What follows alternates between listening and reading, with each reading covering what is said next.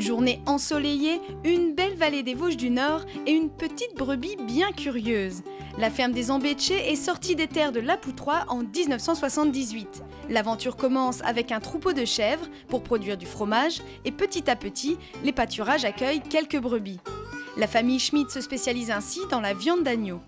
Aujourd'hui, c'est une équipe de 8 personnes qui prend soin de 90 brebis et de toutes ces petites frimousses. Alors ce petit-là, c'est un petit qui est né la semaine dernière, mais justement sa maman n'en veut pas. Parce qu'elle a fait 2 petits, et elle a dû faire celui-là en premier. Et quand elle a fait le deuxième, elle a dû le faire à l'autre bout de la case et elle a oublié qu'elle en avait un. Là, cet agneau, c'est un agneau engadine, donc une race suisse. Tous les moutons qui ont les oreilles tombantes, c'est soit des croisés engadines, soit des engadines pures. On a aussi du Hampshire, comme le gros bélier qui est là. Et après, des tonnet marteaux. Au quotidien, il faut nourrir les animaux, mais aussi surveiller la reproduction, couper les ongles des pieds, tondre les moutons et surtout emmener le troupeau dans les pâturages lorsque les beaux jours arrivent. Comme on est en bio, notre troupeau doit sortir. C'est sûr que quand une brebis ou quand les agneaux sont élevés à l'herbe, la qualité de conformation et de viande est bien supérieure. Donc en Alsace, on a quand même des hivers assez rudes. Donc à partir de novembre, elles rentrent en bergerie. Et là, elles sont nourries au foin et avec un complément de céréales. Après des vacances au pré, les brebis retournent à la ferme pour une gestation de 5 mois. Les naissances ont lieu entre septembre et juin. Contrairement aux chèvres, les brebis mettent bas la nuit et le lait sert uniquement à nourrir 1 ou 2 petits. Ces races tardives grandissent lentement. Les agneaux ne partent pas à l'abattoir avant l'âge de 6 mois, soit 2 mois plus tard que les élevages industriels. La découpe est ensuite réalisée par les éleveurs.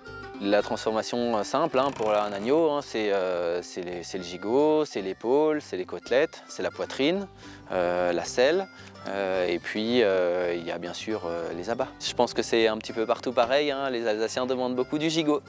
Malheureusement, il n'y a quand même que 2 gigots par animal. Donc c'est vrai que nous, notre idée, c'est vraiment de commercialiser tout au long de l'année et puis de pouvoir vraiment bien valoriser toutes les parties de l'animal. En effet, l'agneau ne se cuisine pas uniquement à Pâques ou pendant l'Aïd. Dans cette vallée vosgienne, vous trouverez tous les produits de la ferme des Embêchés au Cellier des Montagnes, dans le village d'Achimette. La viande d'agneau y est reconnue pour sa douceur. Nos clients nous le disent souvent, ils sont vraiment étonnés de la saveur de notre viande. C'est vrai que c'est une viande qui est très douce et du coup c'est vrai que les gens qui sont parfois un petit peu écœurés par le goût fort du mouton, même de l'agneau qu'on peut trouver des fois dans le commerce, vraiment sont très satisfaits de ce qu'ils peuvent trouver là. Revenons à nos moutons. La tradition de l'agneau de Pâques en Alsace, c'est aussi le lamala. Mes chers amis du terroir, bonjour. J'ai beau chercher dans toute cette littérature, je ne trouve pas vraiment une seule histoire, une seule légende qui veut bien s'accorder sur l'origine du lamala de notre agneau pascal. Mais une chose est sûre, ça vient de la religion. Mais bon, arrêtons maintenant de parler de religion et coupons l'agneau pascal.